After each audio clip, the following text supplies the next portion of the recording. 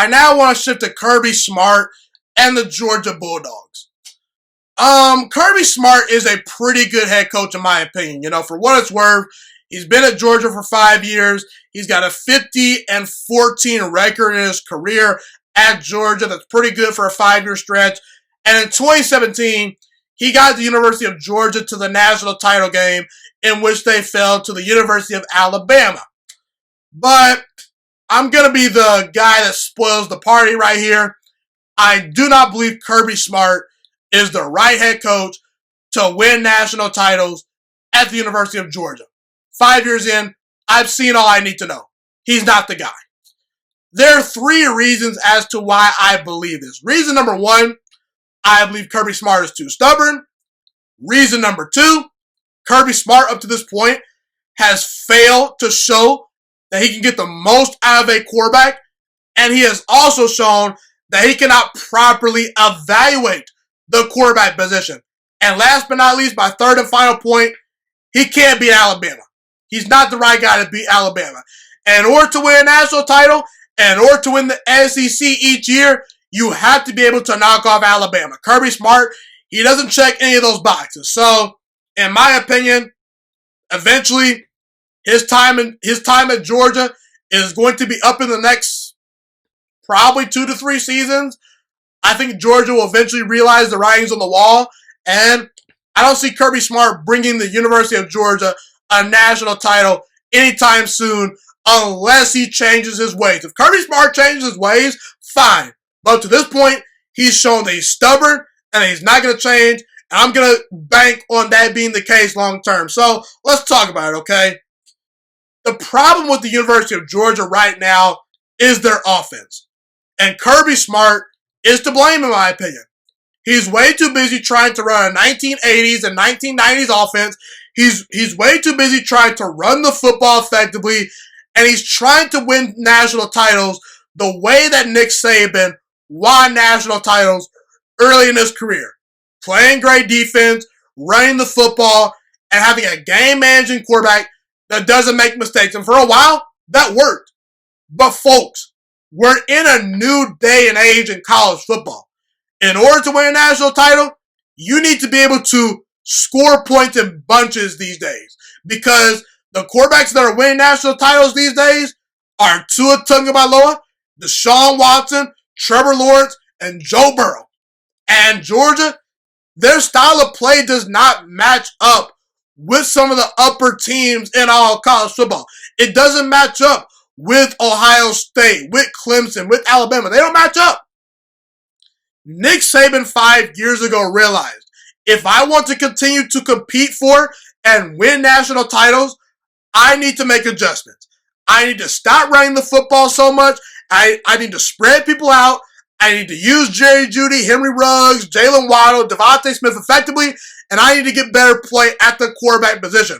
So I'm going to go out and recruit a Jalen Hurts. I'm going to go out and recruit a Tua Tagovailoa and a Mac Jones. And I'm going to bring in coordinators that are going to help me get the most out of these 4 and 5 star wide receivers, and we're going to throw the football down the field more effectively.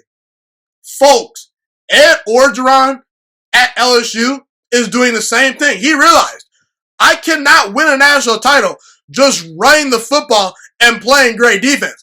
I need to get with these NFL concepts. I need to get me a quarterback that can move the chains and push the ball down the field and make plays. And guess what? Oh, what do you know? Ed Orgeron, he wins the national title last year. And by the way, the University of Georgia has the talent to do what Nick Saban and Ed Orgeron have done. They've got 4 or 5 star wide receivers all over the place. Those 4 or 5 star wide receivers might not be AJ Green, but they're pretty darn good. George Pickens, have you seen him? He's pretty good. And the other problem with Kirby Smart is he's failed to identify what great quarterback play is. Because once a long time ago, Justin Fields was on the University of Georgia's roster. Once a long time ago, Jacob Eason was on the University of Georgia's roster. This guy, Kirby Smart, chose Stetson Bennett over JT Daniels. He's only playing JT Daniels right now because he's being forced to play JT Daniels. You know, And I think that Kirby Smart is going to roll with JT Daniels the rest of the way this season. But if anyone watched JT Daniels his freshman year at USC and they came away from that season thinking JT Daniels is not better than Stetson Bennett, they're just blind and they don't know football. Kirby Smart should not have rolled out Stetson Bennett as a starting quarterback this year. And I get it. Jamie Newman opted out. You were unsure about JT Daniels, but it's not hard, Kirby. Everyone with a brain and with a very healthy set of eyeballs knows that JT Daniels is better than Stetson Bennett.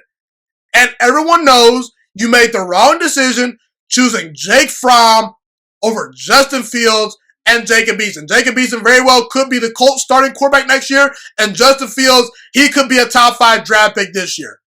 And Kirby Smart failed to properly develop Justin Fields at Georgia. And by the way, honestly, if Kirby Smart wanted to roll with Jake Fromm for one more year at Georgia and let Justin Fields develop properly, that's fine. But you at least need to allow Justin Fields to be a quarterback that develops properly in your system. You can't just be rolling out Justin Fields in certain situations and just making him run read options and stuff like that. No, Justin Fields, he's trying to get to the NFL. You must properly develop Justin Fields and keep the guy happy. Justin Fields is from Georgia. He wanted to be the University of Georgia starting quarterback. But you want to know why he left? He left because he realized, I'm not being properly developed in Georgia. I need to leave because this system is not going to get me to the NFL level. He realized Ryan Day's system was going to allow him to do so. So, again, that's how I feel about Kirby Smart in that regard. And listen, it's pretty much been proven up to this point, Kirby Smart can't beat Alabama. He's 0-3 in his career versus Alabama. Multiple times, Georgia has had double-digit leads versus Alabama, but because they got out-coached, they lost the game and let it slip away. Thank you so much for watching this video today. Please also note that the Juice Alert Sports Podcast is not just a YouTube channel. It is available on all podcasting platforms, including Spotify, Google Podcasts, iTunes, and Apple Podcasts. Also, if you enjoyed this video, be sure to like, comment, subscribe, and share this content with all your friends. This podcast is my favorite thing in the entire world right now. It is my passion. And I want more people to listen to this podcast. I really want this podcast to grow. Also, a fun fact about me is that I want to go into the sports broadcasting and media world once I graduate from the University of Toledo, a college in Northern Ohio. I am looking to become one of the next great sports broadcasters and analysts out in the world. And I potentially would like to start my own network if this podcast really truly grows. Or if I fall short of that goal, I would love to work for a big-time network like ESPN or Fox Sports 1. I am open to all networks. So if you believe in my dreams and you see or hear my passion through the screen, be sure to tell all your friends about the Juice Alert Sports Podcast. Stay motivated, you guys. Have a God bless day, and I'm out.